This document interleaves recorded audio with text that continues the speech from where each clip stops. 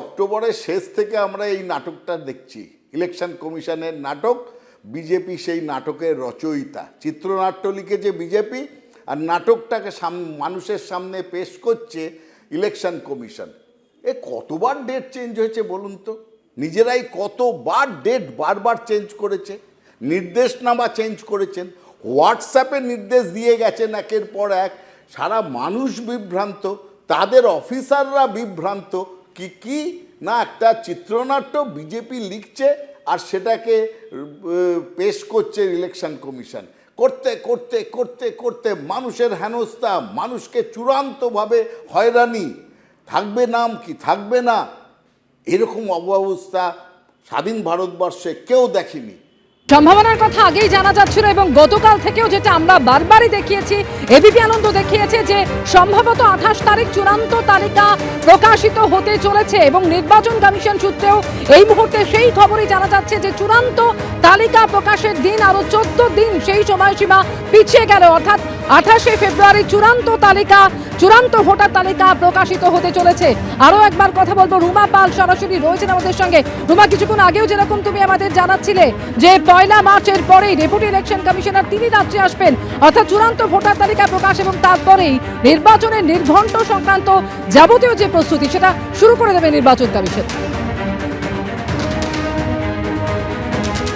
খুব স্বাভাবিক, এবং এই কারণে কিন্তু আজকে নির্বাচন কমিশনের যে ফুল বেঞ্চ তার বৈঠক ছিল দিল্লিতে এবং সেই বৈঠকও হয়েছে। সেই বৈঠকে অবশ্যই যেমন এসআইআর এর এই চূড়ান্ত ভোটার তালিকা থেকে শুরু করে ভোট প্রস্তুতি নিয়ে এবং কবে ভোট করা যেতে পারে এবং সেক্ষেত্রে অবশ্যই পরবর্তী যে ধাপ এই যে বুথ পুনর্বিন্যাস সমস্ত কিছু নিয়ে আলোচনা হয়েছে। এর সঙ্গে আরেকটা বিষয় বলে রাখি, এই যে 8505 জন যে অফিসার দেওয়ার কথা ছিল সেই বিষয়টা কিন্তু আরও একবার পরিষ্কার করে দিই যে এই তথ্যটা সামনে আসছে যে এই 8505 জন যে অফিসারের কথা বলা হয়েছিল আদালতের নির্দেশে যে রাজ্যের তরফ থেকে পাঠানো হয়েছিল তাদের নিয়োগ নিয়ে কিন্তু ধোঁয়াশা দেখা দিয়েছে। একেবারে সঙ্গে থাকুন রুমা, এবং যে খবর এই মুহূর্তে আপনাদের জানাচ্ছি যে চূড়ান্ত ভোটার তালিকা প্রকাশের দিন যেটা 14ই ফেব্রুয়ারি যে তালিকা প্রকাশ হওয়ার কথা ছিল সেই সময়সীমা আরো 14 দিন বাড়লো। নির্বাচন কমিশন সূত্রে এই খবর এই মুহূর্তে পাওয়া যাচ্ছে আরো 14 দিন বেড়ে 28 তারিখ অর্থাৎ আগামী 28শে ফেব্রুয়ারি চূড়ান্ত ভোটার তালিকা প্রকাশিত হতে চলেছে এবং এর আগে 21শে ফেব্রুয়ারি পর্যন্ত নথি যাচাই প্রক্রিয়া চলবে, 25শে ফেব্রুয়ারি পর্যন্ত চলবে বুথ পুনর্বিন্যাস প্রক্রিয়া এবং 27শে ফেব্রুয়ারি ভোটার তালিকার চূড়ান্ত পর্যালোচনা হবে। মানুষকে হয়রানি করা হচ্ছে। 7ই ফেব্রুয়ারি ভোটার তালিকা প্রকাশ করার কথা, অযোগ্যতা পিছিয়ে গেল 14 তারিখ।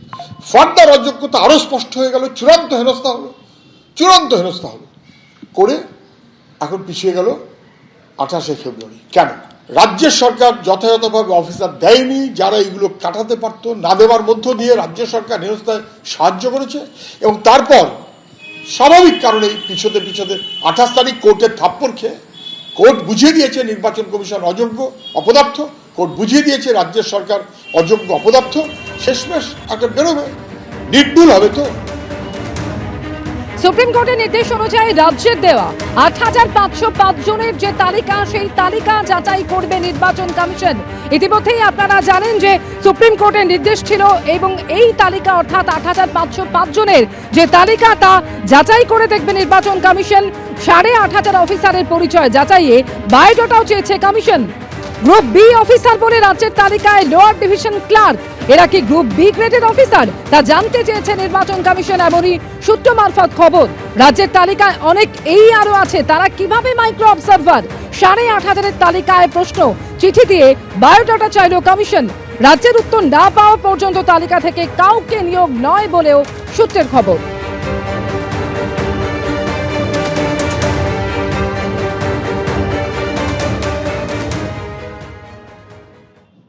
এসআইআর নিয়ে রাজনৈতিক চাপার চলছে এবং শুভেন্দু অধিকারী তিনি আজকে ফের একবার রাজ্য সরকারকে এই নিয়ে নিশানা করলেন। তিনি বললেন যে এসআইআর প্রক্রিয়ায় হস্তক্ষেপ করেনি সুপ্রিম কোর্ট, এ রাজ্যে গুন্ডামি চলছে তা স্পষ্ট জানিয়ে দিয়েছে আদালত। গ্রুপ বি বলে গ্রুপ সি অফিসারদের দেওয়া হয়েছে। 8500 অফিসারের তালিকায় অসংখ্য অসভ্যতা রয়েছে। নির্মাণ সহায়ককেও গ্রুপ বি অফিসার বলে চালিয়ে দেওয়া হয়েছে। অবসরপ্রাপ্তকে গ্রুপ বি অফিসার বলে তালিকায় নাম দিয়েছে সরকার। সুপ্রিম কোর্টের সঙ্গেও যে এই সাহস দেখাবে তা ভাবতে পারেনি, মন্তব্য শুভেন্দু অধিকারী।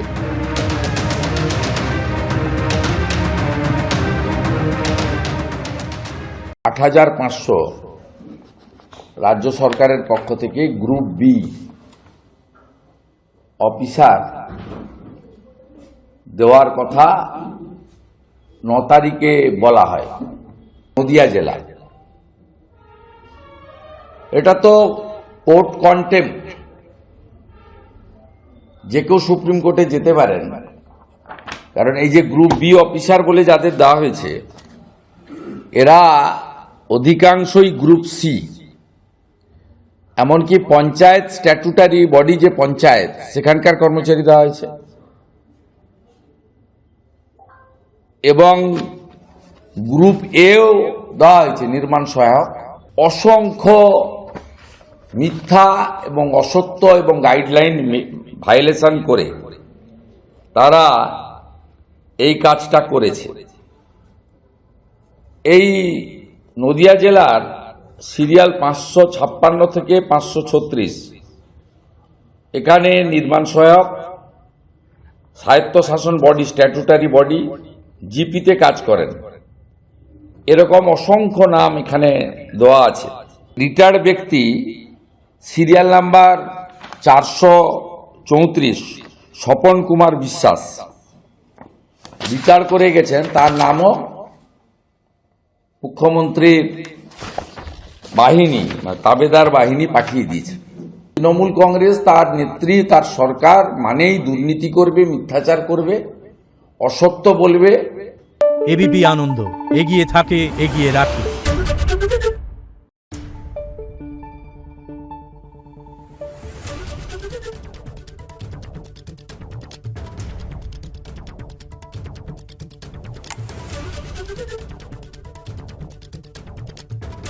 Thank you.